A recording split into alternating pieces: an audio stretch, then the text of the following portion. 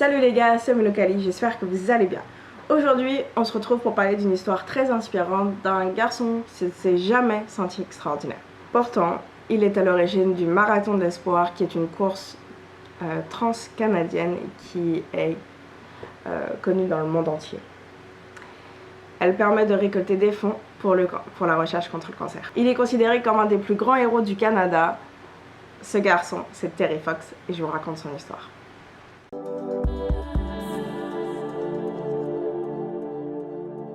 Tout a commencé quand Terry Fox est né à Winnipeg en 1958. Il a 2 frères et une sœur. En 1968, ses parents ont décidé de déménager à Port Coquitlam en Colombie-Britannique. Très jeune, Terry est un grand sportif, il aime beaucoup de sports différents, il va faire du basket, du baseball, du rugby, il aime ça.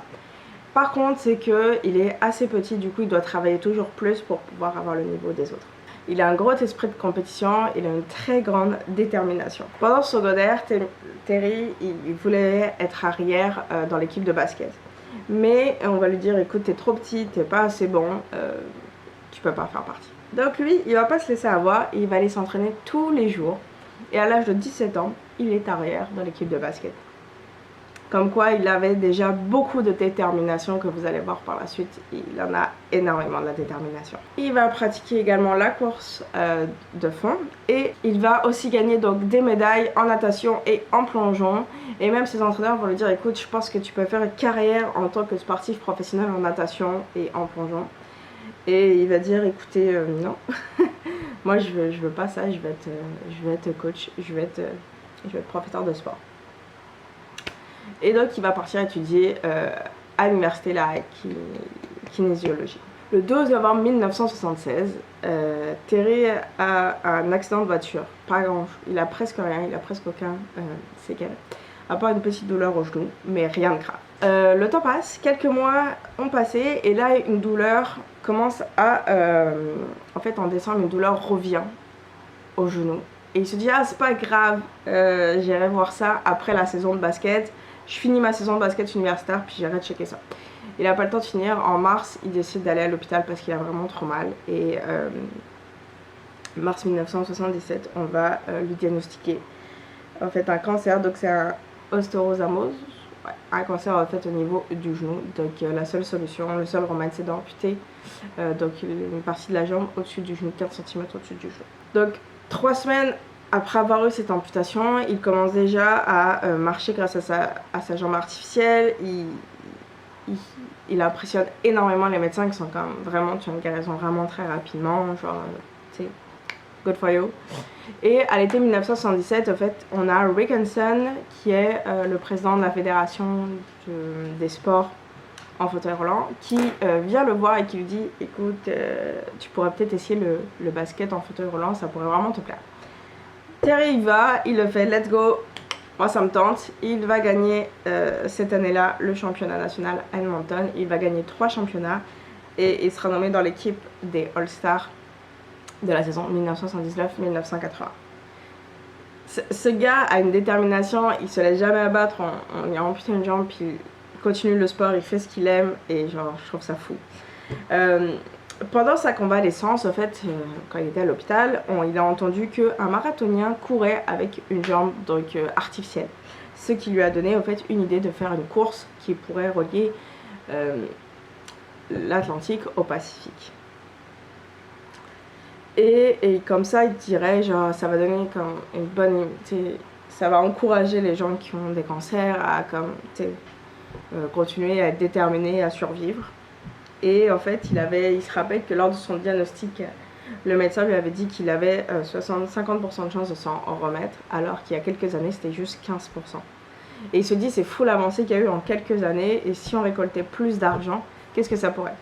Donc il a son idée, il va faire une course, le Marathon d'Espoir, entre l'Atlantique et le Pacifique, pour récolter de l'argent. Son but, récolter 23 millions de dollars, ce qui représente 1 dollar par Canadien, ce qui est vraiment fou quand tu penses à 1 dollar par Canadien. T'sais, tout le monde est capable de donner 1 dollar pour la recherche contre le cancer. Mais bon. Et donc c'est parti. Il va s'entraîner. Il va s'entraîner pendant entre 18 mois. Et il va accumuler plus de 5000 km de courses d'entraînement, ce qui est vraiment fou. Le 12 avril 1980, son périple commence. Il est à Saint-Jean de Terre-Neuve. Il a sa jambe dans l'eau, dans l'océan Atlantique. Il prend 2 bouteilles d'eau. Il les remplit avec l'océan Atlantique. Une qui gardera pour lui et une qui compte verser dans l'océan Pacifique en arrivant là-bas. Donc, il part avec ces 2 bouteilles. Il espère courir 42 km par jour, donc ce qui représente un marathon par jour. Personne n'a jamais réalisé cet exploit. Ça représente plus de 8500 km à parcourir. À pied, à courir. C'est fou, là. Je trouve ça juste malade. Et il va traverser Terre-Neuve et Labrador, l'île du Prince-Édouard, la Nouvelle-Écosse, le Nouveau-Brunswick, le Québec et l'Ontario.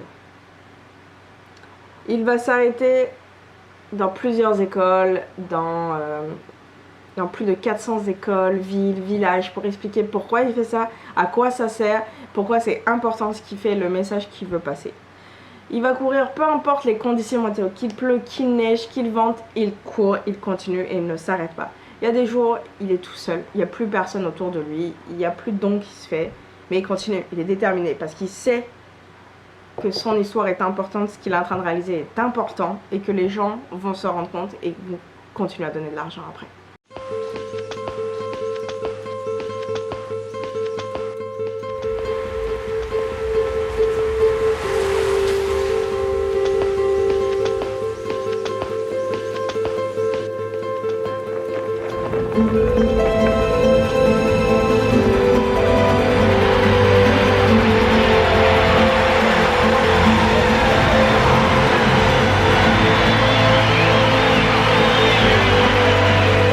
Donc il continue, il est déterminé, il continue. Et quand il arrive, enfin, il passe en Ontario, le 1er juillet, c'est tout le pays qui l'encourage. Il y a plus de 200 personnes qui sont arrivées en Ontario qui l'encouragent, qui courent avec lui à côté. C'est vraiment fou. Mais le 1er septembre, la seule chose qui pouvait l'arrêter dans sa course, le cancer revient. Il est obligé d'arrêter sa course à Thunder Bay le 1er septembre, après 143 jours de course et 5373 km parcourus. Le cancer est dans les poumons, donc il va devoir aller à l'hôpital et il va continuer à parler, à dire aux gens s'il vous plaît continuez à donner des dons, continuez pour la recherche contre le cancer, c'est important, il va toujours être là. Et il y a même une équipe télé, genre CCTV, qui va organiser un téléthon pour récolter de l'argent pour Terry. Et le 28 juin 1981, Terry décède à l'hôpital à l'âge de 22 ans. Mais ce qui est fou, c'est que son héritage est encore présent grâce à lui et à sa famille qui continue à garder. Et la fondation Terry Fox, ils ont récolté plus de 850 millions de dollars au nom de Terry pour la recherche contre le cancer. C'est grâce à la journée Terry Fox annuelle qui a tous les ans dans le monde, où c'est en septembre que les gens courent en fait. Tu peux courir et tu fais un marathon, il n'y a pas de perdant, il n'y a pas de gagnant. Le but c'est juste de récolter de l'argent pour la recherche contre le cancer. Voici l'histoire de Terry Fox. Donc il demeure le plus jeune Canadien qui a été nommé au Compagnon de l'Ordre du Canada, qui est une grande institution. Il y a beaucoup d'écoles, de rues, de villes, de montagnes qui sont données en son honneur. Il y en a une à Montréal, par exemple. Et en 1981, Terry est rentré à titre posthume au Panthéon des sportifs canadiens. Et il a aussi plusieurs timbres qui ont eu son effigie. Il est vraiment important dans l'histoire des Canadiens. C'est pour ça que je voulais vous en parler, parce que je pense qu'elle n'est pas connue. Moi, je ne la connaissais pas avant d'arriver au Canada. Donc peut-être que vous ne la connaissez pas, mais je trouve que c'est une histoire très très inspirante qui prouve que la détermination, quand tu veux faire quelque chose d'important pour toi, tu es capable de tout vaincre, de tout soulever. Et c'est vraiment fou son histoire, et je la trouve triste et en même temps belle. Mais je sais pas si vous la connaissez, je trouve que vraiment c'est une belle histoire. Et voilà, n'hésitez pas à me dire si vous voulez que je raconte une autre histoire d'une personne qui vous a marqué comme ça dans votre vie, qui a eu comme un truc comme ça, qui vous a dit putain, cette personne elle est comme, c'est fou ce qu'elle a fait. Et comme ça j'adorerais en parler, j'adore raconter des choses et des histoires, et je trouve ça vraiment inspirant, et vraiment c'est cool de découvrir, c'est ça la beauté de l'histoire un peu. Donc n'hésitez pas à me dire en commentaire si vous avez aimé en tout cas cette vidéo aussi, de mettre un like et de vous abonner pour voir d'autres prochaines vidéos qui seront de ce type là, ou sur les jeux de société ou sur le PSG. Bref, plein d'autres choses arrivent encore sur cette chaîne, donc n'hésitez pas à vous abonner. C'était Minokali. Tchuss les gars.